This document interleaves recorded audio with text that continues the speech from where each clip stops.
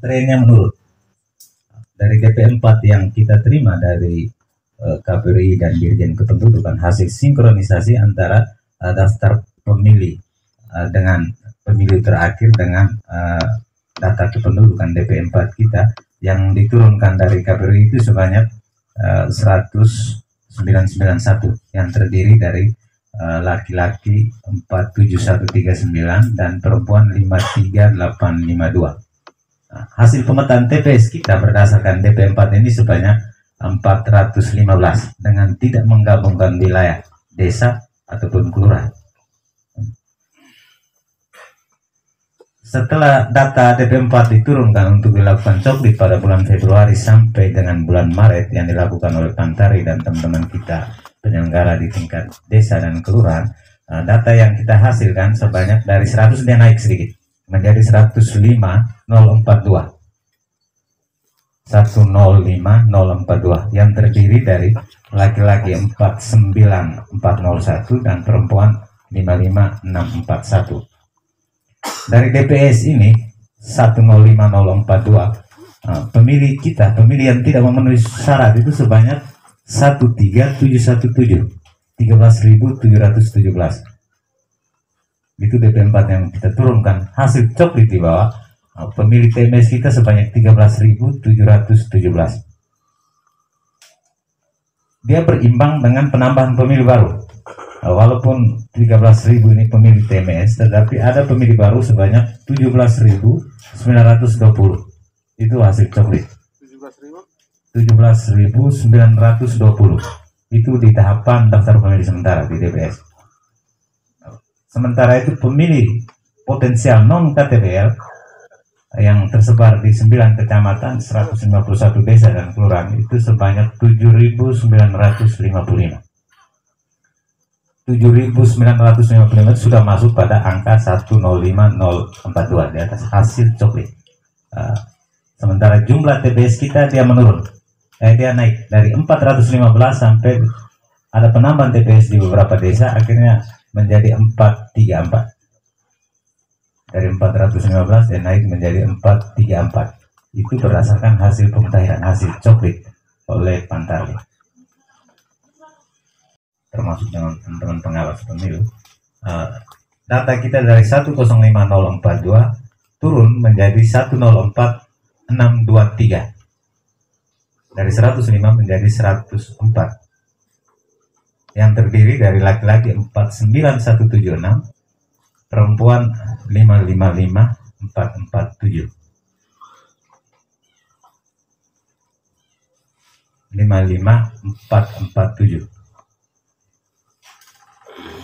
Sementara pemilih TMS kita di masa tahapan DPSHP ini dia sebanyak 887. Itu terlepas dari 13 di atas. Lalu pemilih baru kita yang bertambah 468.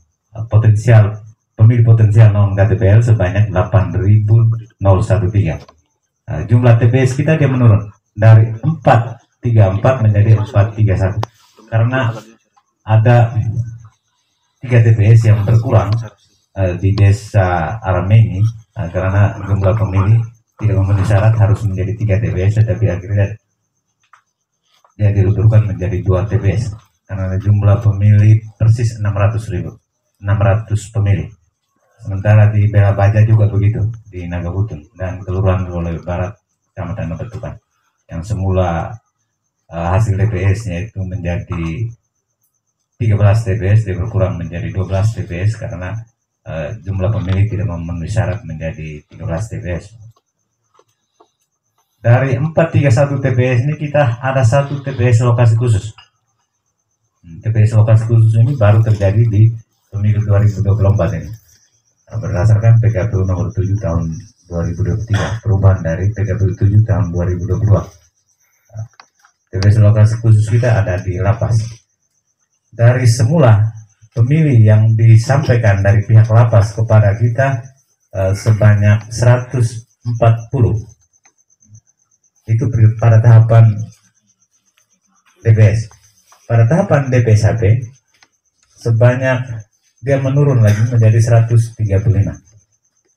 karena ada yang harus keluar, para warga binaan ada yang harus keluar, ada pegawai dari di lapas juga yang pindah keluar, sehingga dia menjadi 135. Jadi untuk kita, untuk data pemilih kita sampai dengan tahapan ini sebanyak 104.623. Ada beberapa persoalan yang kita hadapi selama masa pemutahiran sampai dengan sekarang. Itu terkait dengan data kependudukan kita. Yang kita temukan di dalam coklit, hasil coklit itu, satu warga itu bisa memilih, bisa satu penduduk atau satu pemilih itu bisa berada dalam 3-4 KK. Sehingga kita kesulitan harus menentukan KK mana yang kita pakai, nomor KK yang mana. Dia bisa berada dalam 3-4 KK dengan nomor yang berbeda-beda. Sebelum kita sampai di situ, saya coba menyampaikan dulu untuk informasikan dulu dari keseluruhan data itu, dari mulai pemutahiran sampai dengan sekarang, TMS meninggal itu sebanyak 1911. Dia memang jumlahnya cukup besar karena di PKPU 7 tahun 2023 kita diberi kewenangan untuk mencoret pemilih yang sudah meninggal dunia hanya berdasarkan surat keterangan kematian dari kepala desa. Kalau dulu sebelumnya kita harus berdasarkan akta kematian, tetapi di PKPU 7 2023 sudah memberi semacam kemudahan untuk pemilih-pemilih yang meninggal dunia itu hanya berdasarkan surat keterangan kematian dari kepala desa atau lurah. Data ganda kita itu sebanyak 715 untuk sekarang. Nah, 715 itu yang sudah kita TMS kan, 715. Sementara di bawah umur itu 17 yang sudah TMS. Di bawah umur pada umumnya karena ada kekeliruan waktu input data di KK, kartu keluarga ataupun KTP. Pada umumnya di kartu keluarga. Sehingga kadang kita temukan di lapangan anak SD itu sudah berumur di atas 17 tahun. Lalu pindah domisili sebanyak 721. Pindah domisili ini yang kita sering temukan kekacauan di tengah masyarakat ya. Pindah domisili berdasarkan ketentuan yang ada, maka misalkan dari desa A ke B, maka dia harus tarik datanya dari desa A lalu pindah ke desa B. Tetapi kita di Lembata banyak terjadi dia pindah saja lalu ubah KTP-nya tanpa menarik data di aplikasi siap itu ikut ke desa B. Sehingga begitu data yang keluar dia masih tercatat di desa A. Sementara di KK-nya atau KTP-nya sudah tercatat di desa B.